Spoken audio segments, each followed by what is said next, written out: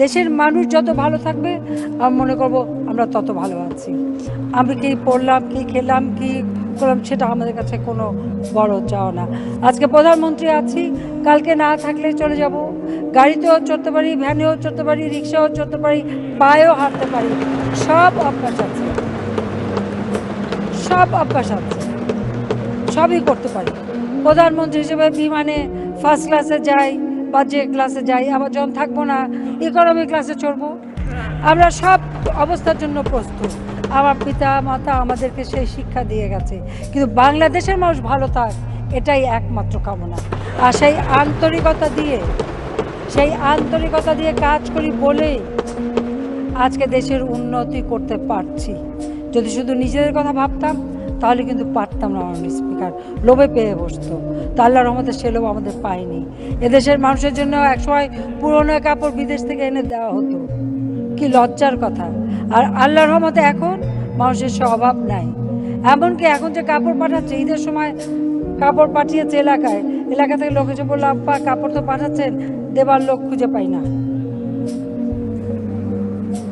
দেশের মানুষের এখন পেটে ভাত আছে, তাদের মাথা গোঁজার ঠাঁই আছে। আর যেটুকু বাকি আছে হিসেব করেছি 2,80,000 মানুষ তাদের ঘর নাই। নদী ভাঙনে অনেকে নিঃস্ব হয়ে গেছে। ইতিমধ্যে প্রকল্প নিয়েছি যে একটি মানুষও গৃহহারা থাকবে না, একটি মানুষও অভুক্ত থাকবে না। মানুষের চাহিদা পাল্টে গেছে।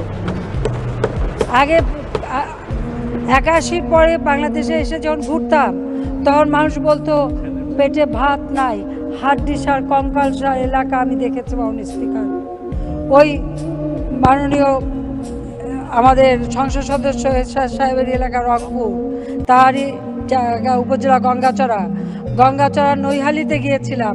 হাড্ডিসার কঙ্কালসার মানুষের দেহ দেখেছি। 85 সালের কথা, দুর্ভিক্ষ হয়েছিল, আমরা সেখানে লঙ্গরখানা খুলেছিলাম, সাহায্য করেছিলাম। ওই সব এলাকা ছিল মঙ্গা এলাকা। আল্লাহ রহমতে আমরা আওয়ামী লীগ ক্ষমতা আসার পর মঙ্গা শব্দ মানুষ ভুলে গেছে।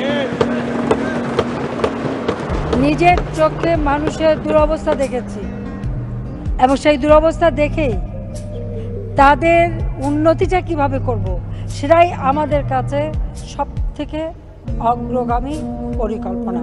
যে বাংলার মানুষের জন্য তিনি তার সারাটা জীবন ত্যাগ স্বীকার করে গেছেন, যে বাংলার মানুষের জন্য তিনি জীবন দিয়ে গেছেন, আমার মা আমার ভাইরা সবাই জীবন দিয়ে গেছে।